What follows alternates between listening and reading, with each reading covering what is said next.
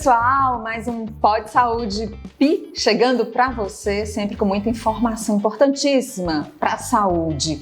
Hoje a gente tem um tema que é de extrema relevância para nós mulheres, principalmente para aquelas que estão próximas de chegar ou já chegaram à menopausa. Hoje nós estamos recebendo no Pod Saúde Pi a doutora Karine Bandeira Santos, que é médica ginecologista. Olá! Olá! Prazer receber aqui. Prazer todo meu estar com você.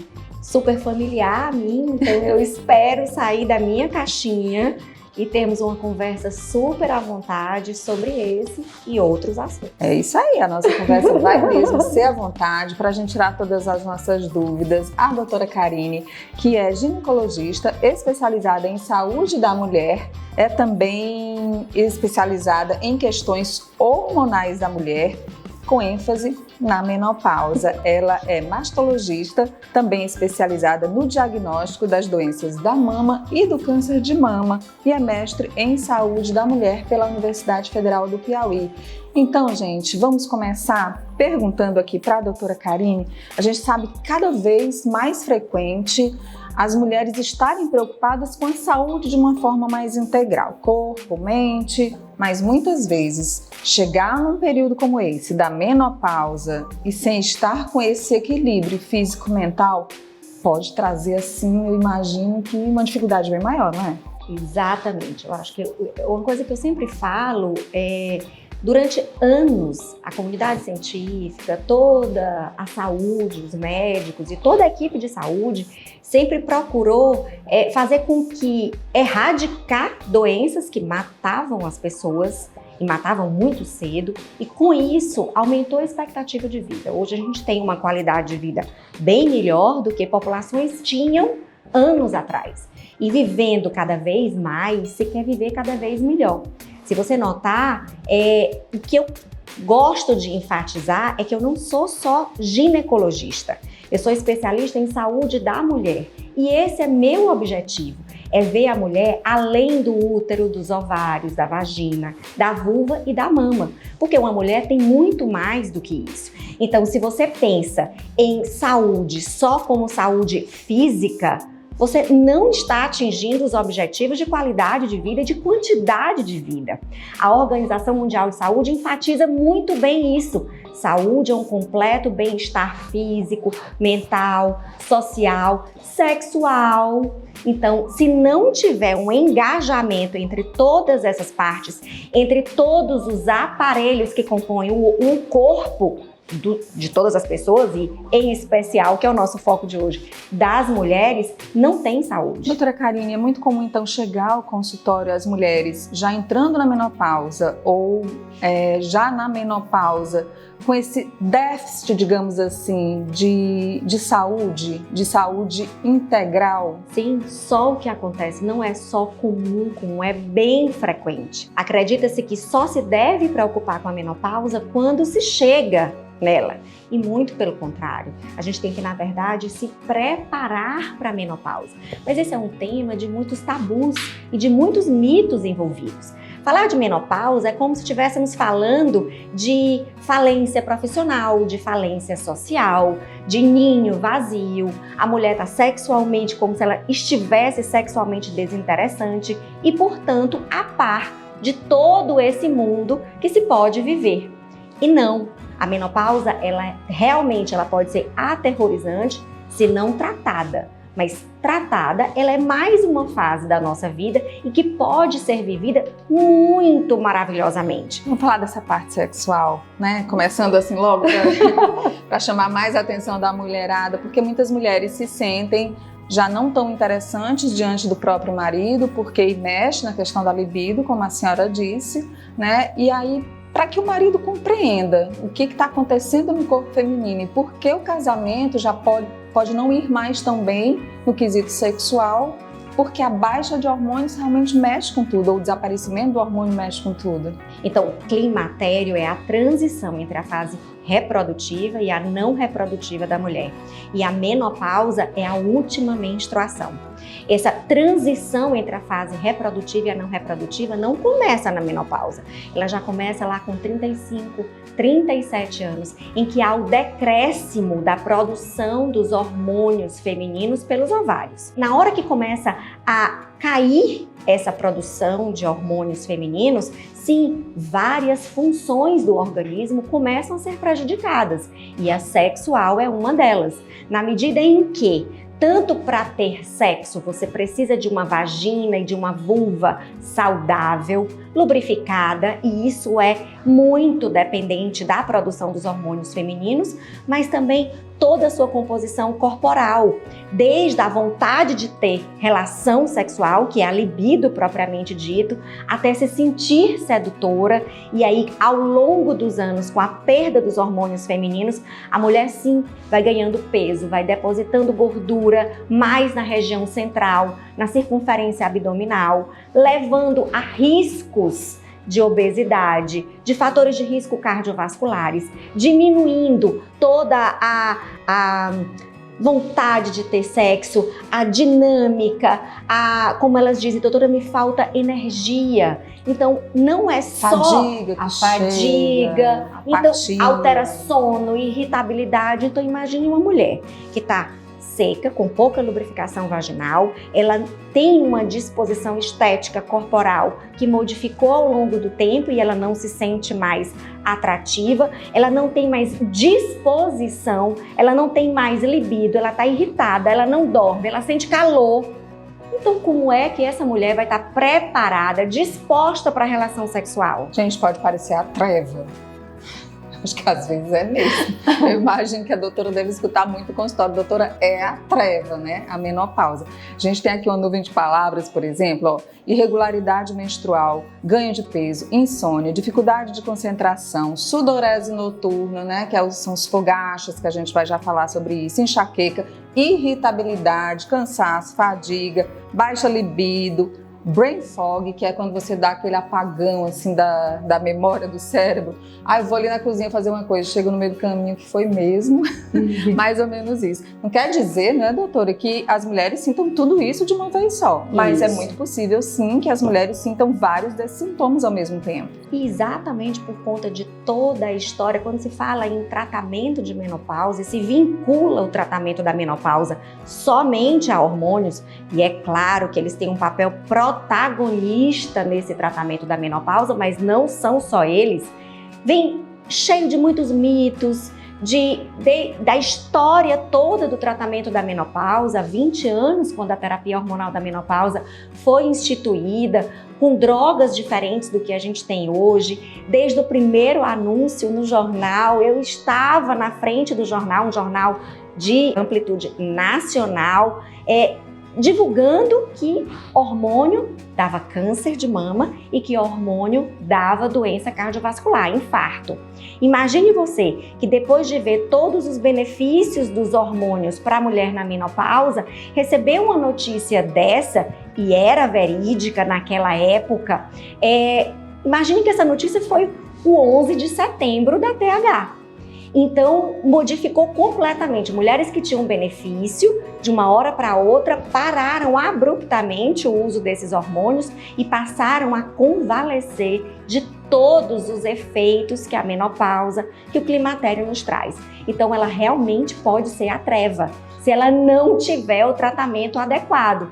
Mas pode ser mais uma fase da nossa vida, após menopausa, se bem tratada e muito mais, agora com toda a maturidade, com toda a beleza, muitas independentes financeiramente, com liberdades, já com um juízo modificado de tudo que já fez na vida. Então tem todas essas nuances que podem ser reavaliadas. Vamos lá. Quando pode começar a menopausa? Tem mulheres que têm menopausa precoce, mas em média ela começa em que fase da vida? aos 49, aos 50, 51 anos? A idade média na mulher ocidental, e o Brasil está incluído aí, é em torno de 51, 52 anos. E se a gente pensar no climatério, que é quando começam os primeiros sintomas de tudo isso que nós vamos viver, uns 4, 5, até 10 anos antes, se você lembrar que eu mencionei que a transição do período reprodutivo para o não reprodutivo começou lá com 35, 37 anos, quando já há sinais de que os ovários já estão falhando na produção dos hormônios. Então, essa, 51, 52 anos, é a idade média da menopausa. Muitas mulheres se incomodam muito, isso prejudica até o ambiente social em que elas convivem, o trabalho, com os amigos, dos fogachos. Muitas têm fogachos de derreter quando o ar-condicionado está a 16 graus. O que se pode fazer com isso, doutora? Olha, as três principais indicações de guidelines, de protocolos para se iniciar a terapia hormonal da menopausa são os fogachos, o ressecamento vaginal e a proteção com a saúde óssea. Então, ainda bem que mais de 80% das pacientes na menopausa sentem os fogachos. Primeiro porque elas procuram assistência médica, assistência da saúde, procuram ajuda para resolver isso e são protegidas e são amparadas pelos guidelines para iniciar uma terapêutica específica e que tem muito benefício, que é a terapia hormonal. E aí, assim, a gente tem hoje, desde tratamentos hormonais, o estrogênio é o hormônio que comanda todos os benefícios para todos esses sintomas que você mencionou na nuvem que gira em torno da palavra menopausa, mas não há só hormônios. Existem outras medicações e recentemente foi divulgada uma nova droga não hormonal que trata os fogachos com muito sucesso. Isso é muito importante porque para mulheres, por exemplo, que tiveram câncer de mama e que, portanto, não podem usar hormônio para o tratamento da menopausa, se beneficiam com essas outras drogas não hormonais para tratar os fogachos. Vamos já falar do tratamento hormonal, porque eu acho que é a grande chave aqui para melhorar tudo, né, que para quem puder usar, do que as mulheres sentem como sintoma da menopausa. Agora, já imaginou, só para a gente dar uma descontraída aqui, você sentir um fogacho num berrobró como esse, gente, deve ser um sofrimento. Imagina mulheres que precisam trabalhar na rua, né? Muitas que inclusive nem têm a informação de que pode fazer uma reposição hormonal, né? E que sofrem com esse fogacho. Um calorão como esse, doutora, aqui preocupa demais. Como maltrata. E muito embora são todos calores, os calores da menopausa, os fogachos, são calores bem típicos. Aquelas ondas de calor, principalmente em tronco e face, onda de calor mesmo, a paciente sente a onda de calor, ela fica hiperemiada, fica vermelhinha e imediatamente vem uma onda de frio, um calafrio, ela fica toda suadinha e passa a onda de calor. Essas ondas de calor demoram quanto tempo? Segundos, Rápido. Mas são segundos que incomodam e tem mulheres que têm vários episódios ao longo do dia. E a gente falava aqui em suor noturno, então Isso. Às vezes à noite a pessoa dormindo pode sentir. E tem a grande confusão entre o casal. Mulher desliga ar-condicionado, liga ar-condicionado, desliga ar-condicionado, tira lençol, bota lençol, vai no chuveiro, volta durante a noite. Imagine uma mulher durante o dia com vários episódios desses. Ela fica irritada, ela não dorme direito. Então, embora a alteração do sono, a irritabilidade já sejam sintomas desse período, adicionados aos fogachos, eles pioram. Então, somam-se fatores e termina a qualidade de vida. A mulher não dorme, no outro dia ela está mais irritada ainda. Ela não quer saber do parceiro. Porque qual é a disposição? Na verdade, pela irritabilidade, ele não deve querer saber a de ninguém, né? Vai dar coice em todo mundo. Exatamente. E aí tem sintomas, depressão-like, muito parecidos. Então, termina confundindo diagnósticos ou somando sintomas para piorar diagnósticos que já existem. Mas veja bem, eu vou fazer uma colocação que pode ser um pouco audaciosa, mas eu falo em benefício das pacientes. Feliz da mulher que tem fogachos, porque pelo menos essa vai procurar assistência médica e está embasada na literatura iniciar tratamento para ela, hormonal, caso ela não tenha contraindicações. Mas imagine aquelas mulheres que não têm fogachos ou que não têm tantos sintomas da menopausa, e isso pode acontecer. Essa paciente erroneamente entende que não precisa de tratamento. Eu passei pela menopausa, foi tranquilo, eu não senti nada, então doutora, não precisa de tratamento. Não é uma verdade. Isso porque existem outras alterações que a menopausa causa na saúde da mulher a médio e a longo prazo, que se ela não procurar no tempo certo, se não for iniciado a terapia no tempo certo, ela perde a janela de oportunidade. E mais, se ela procura um profissional que não esteja habilitado, nem técnica, nem sensivelmente, emocionalmente, com essa causa, ela perde a oportunidade de tratamento. Um trabalho recente que foi lançado aqui no Brasil de uma equipe, de um grupo que trabalha com mulheres no climatério, evidenciou que mais de 87% das pacientes procuram assistência médica por algum sinal ou sintoma da menopausa. Em média, 20% delas saem com uma receita de tratamento da menopausa. Metade permanecem usando o tratamento da menopausa. E dessas, elas permanecem o tratamento por uma média de 8 meses. Então, a menopausa, ela pode durar quantos anos? A menopausa é um marco, é a última menstruação. A partir daí, você vive na pós-menopausa, até enquanto você viver. Ah, tá. Então, os sintomas mais, assim, que incomodam, eles podem durar um tempo, mas outros podem ficar até o resto da vida, é isso? Exatamente. Enquanto os fogachos melhoram com o passar do tempo e não deixam sequelas, o ressecamento vaginal, por exemplo, piora com o tempo. E aí o ressecamento vaginal termina ocasionando dificuldade na relação sexual. Atrofia. A atrofia é o ressecamento vaginal. E aí termina atrofiando toda a mucosa vaginal, vulvar e uretral, levando a infecções urinárias de repetição, levando a incontinência urinária.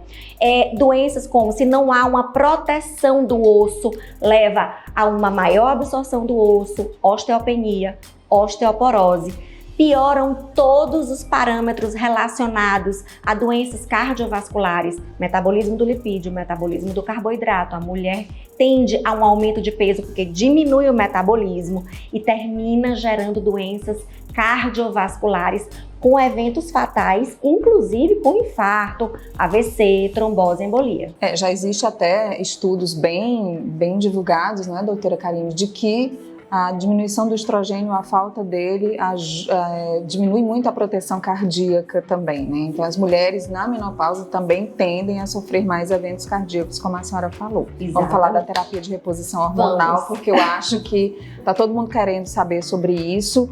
Primeiro, para quem é contraindicada essa terapia? Hoje as contraindicações são muito mais relativas do que absolutas. Muitos fatores, comorbidades que existem, se forem controlados em tempo, podem em outro momento, depois de resolvidos, não ser uma contraindicação. De uma forma geral, o câncer de mama, história pessoal. Se eu tive câncer de mama ou se eu tive alguma lesão precursora do câncer de mama, é contraindicação. Mas, por exemplo, minha mãe teve, minha irmã teve, a família teve, não é uma contraindicação absoluta. Câncer de mama ou qualquer tipo de câncer? Não, tem muito pelo contrário. Tem a reposição hormonal, ela é preventiva para câncer de intestino, por exemplo, para câncer de endométrio. Então, assim, de uma forma geral, muito embora há um discreto aumento do aumento do risco para câncer de mama com o uso da terapia hormonal, de uma forma geral, somando-se todos os cânceres femininos, não existe diferença entre quem toma e quem não toma reposição hormonal. Quem usa e quem não usa reposição hormonal. Não é receita de bolo, cada paciente tem uma avaliação. E mais, eu tenho que pensar que paciente não é só mama. Paciente tem cérebro, paciente tem coração, paciente tem vagina, paciente tem sono, paciente tem uma série, a mulher tem uma série de órgãos que também tem que ser contemplados. E de uma forma geral, foi comprovado que a reposição hormonal, ela aumenta não só a qualidade de vida e até a quantidade de vida.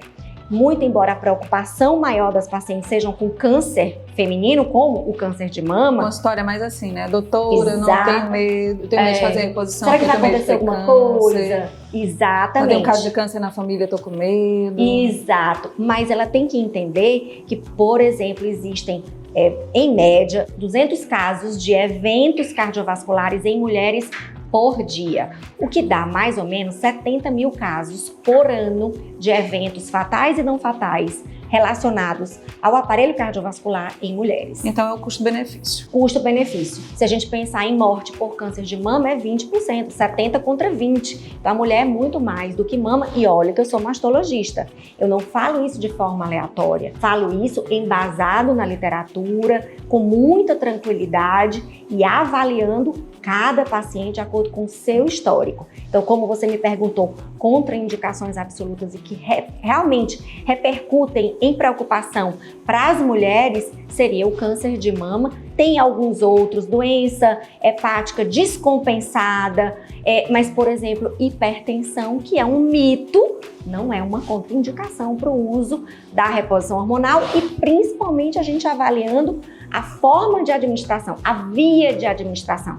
Às vezes, mudando de oral para transdérmico, muda completamente isso que eu o cenário. Primeiro, que aquela notícia que você acompanhou lá no jornal, no passado, né, que o hormônio era propício para o câncer, né? Então, hoje, além de ter mais segurança na prescrição da terapia de reposição hormonal, a gente tem aí drogas mais modernas e que ajudam a ampliar essa segurança, né? Exatamente. As drogas que eram utilizadas lá quando o grande estudo de impacto mundial foi publicado, eram drogas diferentes da que a gente usa hoje. Era estrogênio equino conjugado, era retirado de urina de égua e era usado numa dose muito alta. A progesterona era uma progesterona que tinha um efeito corticoide símile, com retenção, com aumento de pressão muito grande. Hoje, o que a gente tem eminentemente, essencialmente, o que mais tem como uso de estrogênio é o estradiol.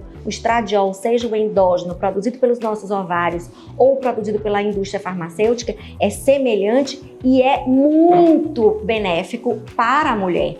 A progesterona que a gente usa hoje acompanhada a esse estrogênio para aquelas pacientes que têm útero, que aí vão precisar usar a progesterona, são progesteronas naturais, são as doses dessas medicações são bem menores, porque a gente entende que como são drogas mais potentes, muito mais parecidas com o que a gente produz, ela precisa, na verdade, de doses menores para ter o mesmo efeito do que drogas de antes eram utilizadas. Aí as mulheres, quando começam a utilizar, sentem que a treva desapareceu, mais ou menos isso. Doutora, parece que Deus botou a mão. É mais ou menos assim que elas relatam. A melhora da qualidade de vida sentida por elas e por quem convive com elas, pelos parceiros, pelos familiares, socialmente, profissionalmente, melhora muito. Gente, a grande chave é a informação, né? Quanto mais a gente tem informação, menos medo a gente tem de enfrentar essas novidades, já que muito do que a gente sabe é muito embasado no que a gente foi construindo aí ao longo da nossa vida. Uma pergunta, doutora, a gente falava aí sobre, a senhora disse, é a última menstruação. Há casos em que as mulheres precisam ser submetidas à esterectomia mais cedo, antes de iniciar a menopausa. E aí, nesse caso, a gente não tem mais a menstruação, mas mesmo assim os sintomas da menopausa vão surgir, porque isso também depende dos ovários, né? Exatamente. A menopausa é relacionada à produção dos hormônios pelos ovários. A retirada do útero, ela vai nos dificultar apenas porque não vai ter mais o diagnóstico da última menstruação, porque não tem útero. Entretanto, os sintomas vêm e, na dúvida dos sintomas, tem os exames complementares que podem ser solicitados, algumas dosagens de hormônio, alguns exames de imagem que podem corroborar, podem colaborar para fechar o diagnóstico. Doutora Karine também é mastologista, né? Como ela estava lembrando aqui, a gente quer aproveitar esse bate-papo para falar um pouquinho também sobre as mamas, né? Afinal de contas, não somos feitas só de útero e ovários, como ela acabou de falar, não é só a menopausa, as mamas fazem parte de uma história importante das mulheres, a mama dá o empoderamento, a mama no quesito sexual é muito importante. Eu queria também aproveitar para você deixar esse recado para as mulheres que precisam, né, ter sempre em mente esse cuidado, e eu acho que até serem meio, eu não diria obsessivas, né, daquela coisa de, eu sou muito rigorosa com os meus exames, mas ser muito atentas sobre os prazos, as frequências com que precisam atualizar os seus exames para, se, que Deus o livre, ter um câncer, pegar logo no começo. E isso gera, na verdade, muito benefício, uma vez que na hora que campanhas de divulgação, o que é a doença, como se previne, e não só se previne a nível de consultório, mas também fora dele, com toda a mudança do estilo de vida, traz um impacto não só na diminuição de casos, como um impacto na mortalidade pela patologia. Recentemente mudou as diretrizes sobre o rastreamento do câncer de mama, mas de uma forma geral, mulheres acima de 40 anos devem procurar o seu ginecologista e ou mastologista para não só os exames da mama, a palpação pelo profissional habilitado ser realizada, e também a solicitação de exames de imagens como a mamografia e, eventualmente, ultrassonografia da mama, ressonância magnética, tomossíntese podem ser solicitadas complementares à mamografia para realmente fechar os diagnósticos, elucidar dúvidas e realmente trazer benefício, como eu disse anteriormente, não só de diagnóstico, mas no impacto para a mortalidade. Imagine você que, se detectado precocemente, o tratamento ele é muito mais suave, traz muito benefícios, com chances reais de cura e, portanto, mudando completamente a incidência, a prevalência da mortalidade por câncer de mama. Então, doutora, eu vou ao médico em janeiro, apresento os meus exames, faço todos esses exames que são necessários, aí a gente pode até falar um pouquinho sobre a questão do autoexame, né, porque em muitos momentos chegou a se incentivar muito isso, mas hoje a gente sabe que precisa realmente aprofundar um pouco mais em muitos casos. Então eu fui ao médico em janeiro, fiz todos os meus exames, tudo ok, eu volto com quanto tempo? Se você faz parte da população geral que não tem um risco aumentado para câncer de mama, provavelmente a periodicidade com que você vai fazer os exames de mama é a cada ano. Entretanto, se você faz parte de algum grupo específico que tem um maior risco para câncer de mama, um intervalo menor será necessário. A cada 6 meses, por exemplo, intercalar exames de imagem como mamografia, ressonância magnética, tomossíntese, sim, mas de uma forma geral, a partir dos 40 anos, feita a cada ano mamografia, e, se tiver necessidade, outros exames serão solicitados para complementar. E que grupo de risco é esse? Certo, quando tem uma história forte de câncer de mama em parentes de primeiro grau, mãe ou irmã, com cânceres hormônio-dependentes numa idade muito precoce, em média 35, 40 anos. Então, se eu tive uma tataravó que teve câncer de mama aos 70 anos, eu tenho um risco habitual, igual à população geral. E isso não é, inclusive, uma contraindicação para o nosso tratamento da menopausa. Entretanto, se eu tive mãe ou irmã com câncer de mama, ovário, intestino, um ente familiar de primeiro grau, homem com câncer de mama, com menos de 35 até 40 anos, sim, eu posso configurar no grupo de alto risco, e daí o meu rastreamento, o meu acompanhamento mamário vai ser especial. Lembrando aí, né? Homem também tem mama e homem também tem câncer de mama. É menos Sim. frequente? É menos frequente. Mas frequente. Acontece, né? Exatamente.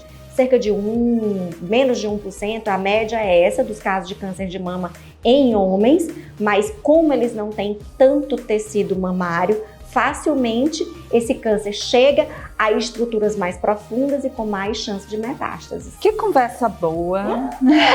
Que bom!